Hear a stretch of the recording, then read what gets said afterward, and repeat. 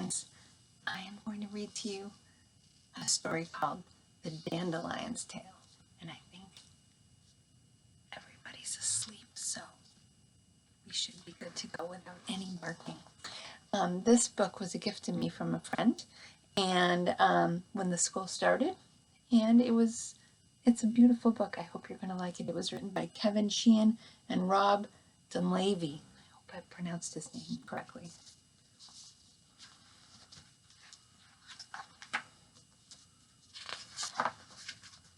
It's got some beautiful pictures. The Dandelion's Tale. It's from my Dandelions, Star and Samantha, and for Steve Apfelbaum, who taught me about friendship and flowers, and for Stephanie and our dandelion family. All right, I'm going to get nice and close so you can see what I'm reading. It says, one fine summer day, Sparrow was out flying above a beautiful green meadow. The warm sun felt wonderful against his brown, spotted feathers. I bet you're seeing lots of sparrows outside these days in the spring. All right, still adjusting. Here we go. Stopping to rest on the limb of a dogwood tree, Sparrow noticed a dandelion alone in the tall grass. Her downy seeds looked like a delicate cotton ball perched atop her light green stem. Imagine Sparrow's surprise when he heard the dandelion crying. "Hello down there," Sparrow chirped. "Why the tears? The sun is out, the air is warm, and everything is in bloom." There's the sad dandelion.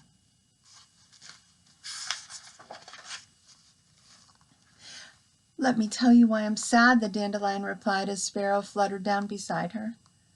"A short while ago I was so strong and the brightest yellow you've ever seen. Now I'm white and fuzzy and have lost most of my seed pods.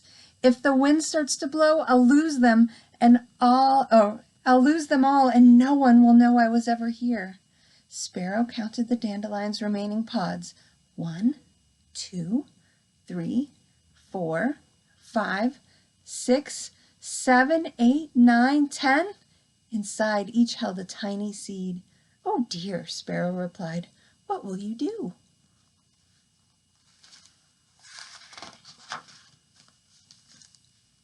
The dandelion considered her dilemma. "Since I'm planted in the ground and have no arms or legs, maybe you can help me." "That's the spirit," Sparrow chirped. "Just tell me how." The dandelion thought for a moment, then said, "Can you fly me over to the other dandelions so I can tell them about myself?"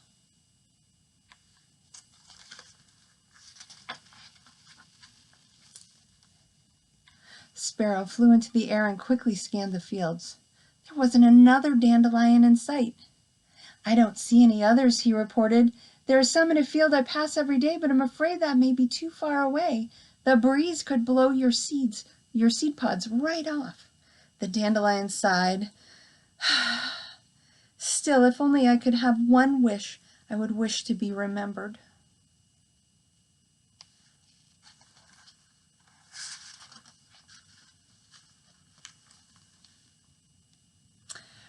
"Wait, I have an idea," Sparrow exclaimed, hopping from foot to foot. "I could write your story in that patch of dirt by the tree." "It would be just like a book," the dandelion said with glee. "I once saw a young mother read to her little boy there. The story was wonderful, and I was so envious that people had something as marvelous as books." Sparrow flapped his wings and landed by the tree. "I know you can't see me," he shouted. "Just tell me what you want to write."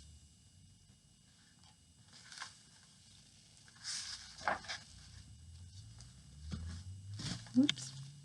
The dandelion was thrilled. There were so many things to say.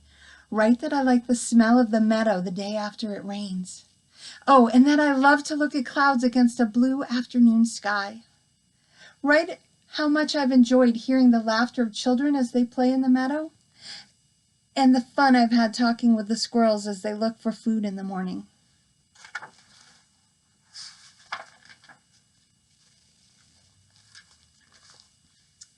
Sparrow wrote and wrote for hours, scratching the dandelion's words in the soft, dry dirt. The dandelion told him all the things she had seen and loved. She spoke of milkweed and hummingbirds, of dancing butterflies and picnicking families, of busy ants and busier bees. I'm going to shift a little bit. Sorry about that. Okay, here we go. When they were done, Sparrow read everything back to the Dandelion. "Oh, it's perfect," she said. "Thank you so much. You have made me very happy." To show his own happiness, the Sparrow whistled a song. By the time he was finished, shadows were creeping across the meadow, and night was falling. "I have to go now," he told the Dandelion, "but I'll be back tomorrow, and we can read your story again." And with a loud chirp, he spread his wings and flew home.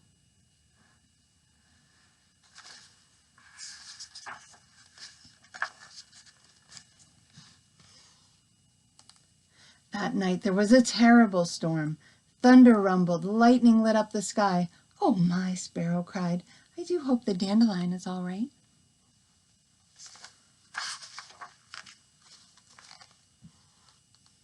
He tried to fly to the meadow, but the wind blew him back into his nest. Defeated, Sparrow decided that he would visit the Dandelion first thing in the morning.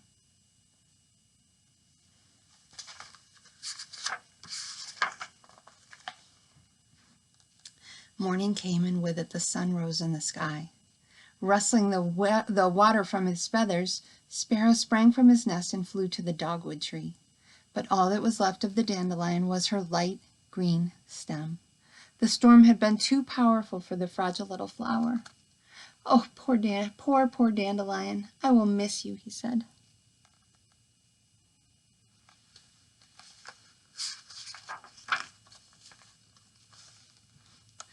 The Sparrow recalled the Dandelion's tale. "At least I still have your story to share," he said. He hopped over to the dirt patch, but his scratches were gone.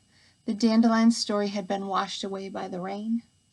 Sparrow closed his eyes and wept. As the breeze blew gently through the trees, he said, "I promise I will never forget you." And he began to sing a beautiful song about the Dandelion for all in the meadow to hear.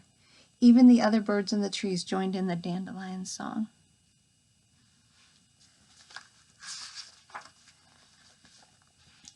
A few weeks later, Sparrow was flying over the meadow when he saw a cluster of baby dandelions by the dogwood tree. Curious, he sat down in the middle of them. "Hello there," he said. "Hi," they replied in their tiny voices. Sparrow counted the flowers. 1, 2, 3, 4, 5, 6, 7, 8, 9, 10. Just as there had been 10 white seed pods on the dandelion. Each of the dandelion's children was as bright and yellow as the sun.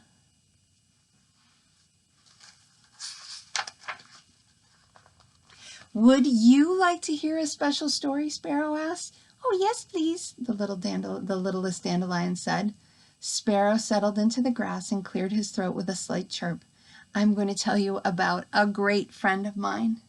And because Sparrow had written and read the dandelion's story, he discovered that he knew it by heart. When he was finished, he felt sure that the Dandelion would never be forgotten.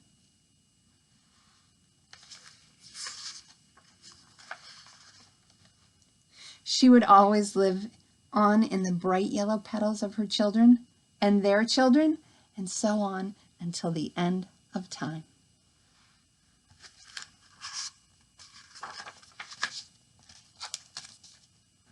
The end. I hope you enjoyed the story, and I look forward to seeing you again soon. Bye.